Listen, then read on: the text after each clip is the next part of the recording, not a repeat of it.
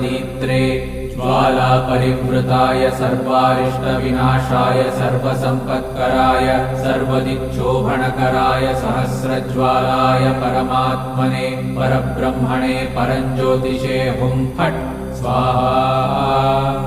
ॐ श्रीं ह्रीं ऐं क्लीं कृष्णाय गोविन्दाय गोपीजनवल्लभाय पराय परमपुरुषाय परमात्मने परकर्म मंत्र यंत्र तंत्रौषधास्त्र शस्त्राणि संहर संहर मृत्योर्मोचय मोचय आयुर्वर्धय वर्धय क्षिप्रारोग्यं च कुरु कुरु सर्वकार्यसिद्धिं कुरु कुरु।